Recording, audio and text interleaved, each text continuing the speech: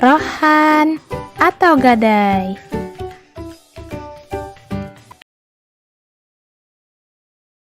Assalamualaikum teman-teman. Teman-teman semua, tahukah kalian apa itu rohan? Dalam segenap aspek kehidupan bisnis dan transaksi, ada bermacam-macam cara untuk mencari uang. Salah satunya dengan cara rohan atau gadai. Para ulama berpendapat bahwa gadai boleh dilakukan dan tidak termasuk riba apabila memenuhi syarat dan rukunnya. Akan tetapi, masih banyak sekali orang yang melalaikan masalah syarat dan rukun dari gadai, sehingga tidak sedikit dari mereka yang melakukan gadai asal-asalan tanpa mengetahui hukum dasar dari gadai tersebut. Dalam kehidupan bisnis, masalah penggadaian tentu tidak terlepas dari masalah perekonomian. Selain itu, keinginan manusia untuk memenuhi kebutuhannya cenderung membuat mereka untuk saling bertransaksi walaupun dengan berbagai kendala, misalnya saja seperti kekurangan modal, tenaga, dan sebagainya. Maka dari itu, dalam Islam diberlakukan syariat gadai atau rohan. Istilah yang digunakan fikih untuk gadai adalah rohan. Secara bahasa, kata arohan berarti tetap, kekal, atau lestari. Secara istilah, rohan adalah menjadikan suatu benda sebagai jaminan hutang yang dapat dijadikan pembayar ketika berhalangan dalam membayar hutang. Jadi, rohan adalah menjadikan suatu benda sebagai jaminan hutang yang dapat dijadikan pembayar ketika berhalangan dalam membayar hutang. Adapun dasar hukum rohan. Dasar hukum rohan sebagai kegiatan muamalah dapat merujuk pada dalil-dalil yang didasarkan pada 4 dasar utama, yaitu Al-Quran, hadis, ijma, dan fatwa DSN MUI. Yuk kita bahas satu persatu. Yang pertama, Al-Quran. Dalam Al-Quran sedikitnya terdapat 3 kata yang seakar dengan kata rohan, yakni rohin dalam Quran Surah At-Tur ayat 21, rohina dalam Quran Surah Al-Mudassir ayat 38, dan farihan dalam Quran Surah Al-Baqarah ayat 283. Ketiga kata tersebut digunakan untuk menjelaskan bahwa rohan merupakan konsekuensi dari sesuatu yang telah dijanjikan atau dilakukan. Yang kedua, hadis. Salah satu hadis yang secara jelas menggambarkan fakta sejarah bahwa pada zaman Rasulullah SAW, gadai telah dipraktikkan secara luas ialah sebagai berikut, yang artinya, sesungguhnya Nabi SAW membeli bahan makanan dari seorang Yahudi dengan cara berhutang, dan beliau menggadaikan baju besinya. Hadis riwayat Al-Bukhari nomor 2513 dan Muslim nomor 1603. Yang ketiga, ijma. Para ulama sepakat membolehkan akad rohan dari Az-Zuhaili Al-Fiqih Al-Islami wa Adilatuhu 1985 volume 181. Dan yang keempat, Fatwa DSN MUI.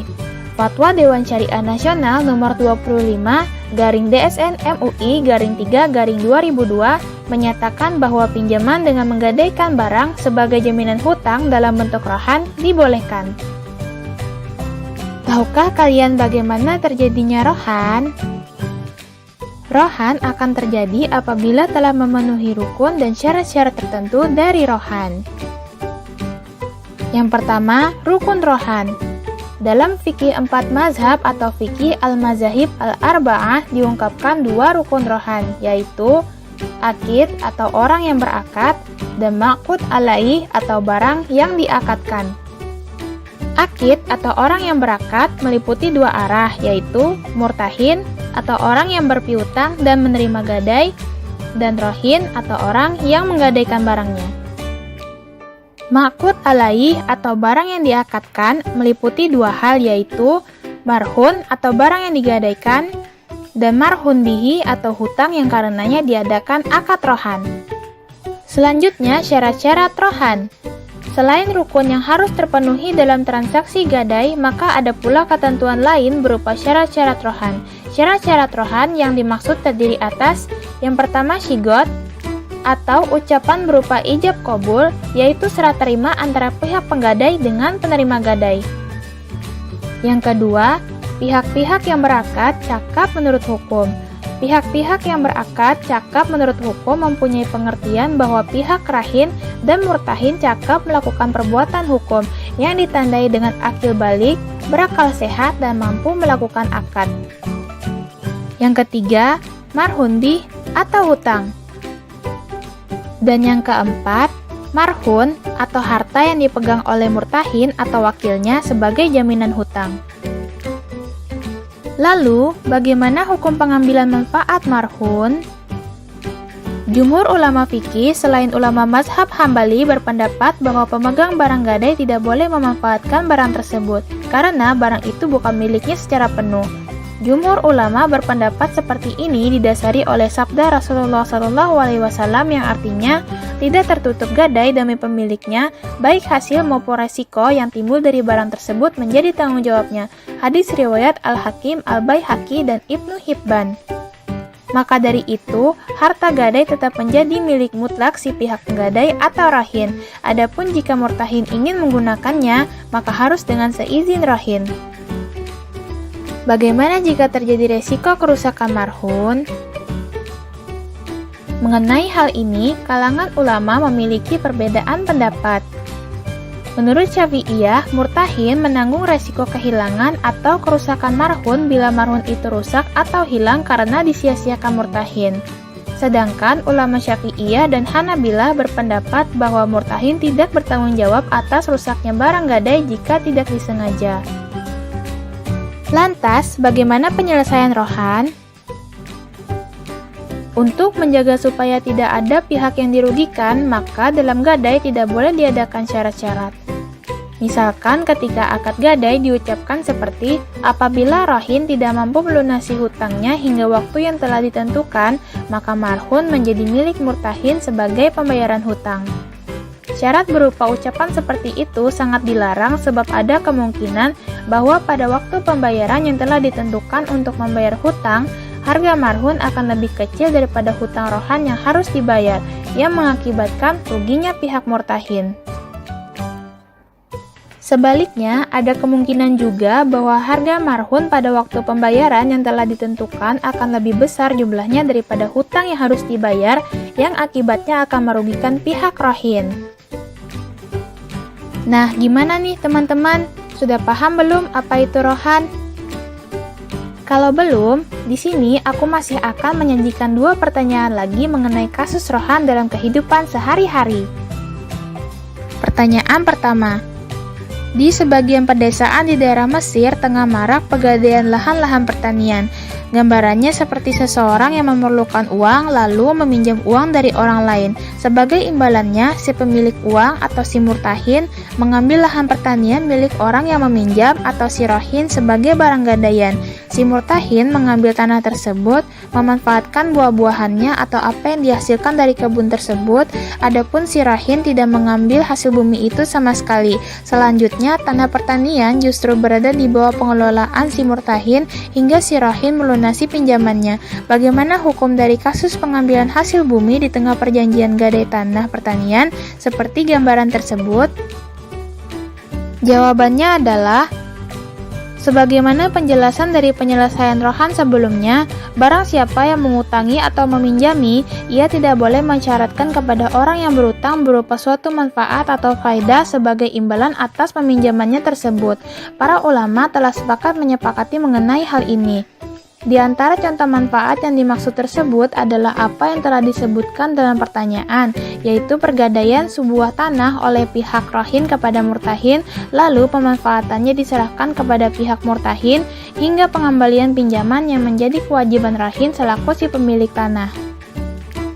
Demikian pula dalam hal tanggungan, tidak boleh bagi murtahin untuk memetik hasil bumi atau memanfaatkannya sebagai imbalan atas tempo yang diberikan kepada rahin, sebab maksud rohan atau gadai adalah jaminan demi memperoleh hutang atau pinjaman, bukan sebagai imbalan dari pemberian hutang. Pertanyaan kedua. Fitri meminjam sebatang emas sekitar 24 tahunnya lalu, namun Fitri baru bisa mengembalikan pinjaman tersebut sekarang. Sedangkan seperti yang kita ketahui bahwa harga emas pada zaman dulu dan zaman sekarang tentu sudah berbeda. Fitri cukup kebingungan lantaran harus mengembalikan emas tersebut sesuai dengan harga yang dulu atau harga yang sekarang. Bagaimanakah solusi untuk masalah yang dialami Fitri tersebut? Kemudian, bagaimana jika Fitri juga ingin meminjam uang sebesar Rp20.000 yang mana pada zaman dulu dinilai sangat berharga dibanding dengan zaman sekarang yang mana nilai uang tersebut justru sudah menurun? Apakah Fitri juga harus mengembalikannya sesuai dengan harga tersebut? Jawabannya adalah untuk pengembalian emas tetap harus dikembalikan sebesar harga zaman dulu. Apabila kita meminjam emas sebesar 3 gram, maka tetap harus dikembalikan sebesar 3 gram, meski saat pengembaliannya sudah berada di zaman yang berbeda. Hal tersebut juga berlaku untuk pengembalian uang. Pengembaliannya tetap harus berdasarkan nilai zaman dulu, meski nilai uang yang sekarang lebih besar atau lebih mahal. Apabila kita meminjam uang sebesar Rp5.000 pada zaman dulu, maka pengembaliannya tetap sebesar Rp5.000 meski nilai nominal uang Rp5.000 sekarang dinilai tidak seberharga dulu. Jadi, mengenai cara pengembaliannya, Fitri tetap harus mengembalikan pinjaman lama tersebut sesuai dengan nilainya, bukan dengan zamannya. Oke teman-teman, sebelum aku akhiri video pembelajaran ini, yuk kita review dulu pembelajaran kita tentang rohan tadi.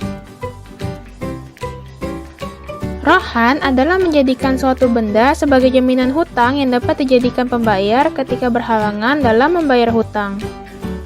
Dasar hukum rohan sebagai kegiatan muamalah dapat merujuk pada dalil-dalil yang didasarkan pada Al-Quran, hadis, ijma, dan fatwa DSN MUI. Rohan akan terjadi apabila memenuhi rukun dan syarat-syarat tertentu.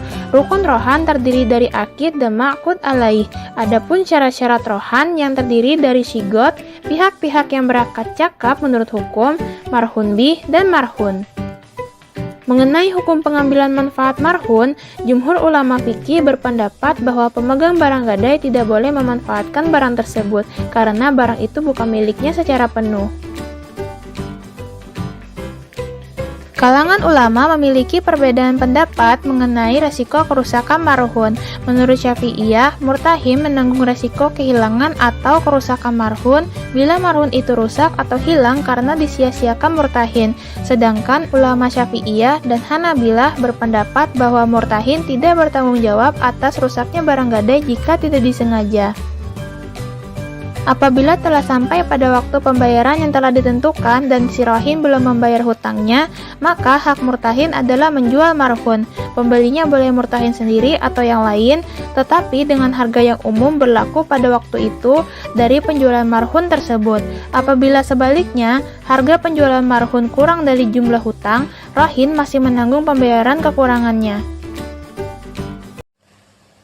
Oke, sekian dulu dari aku. Sampai jumpa lagi.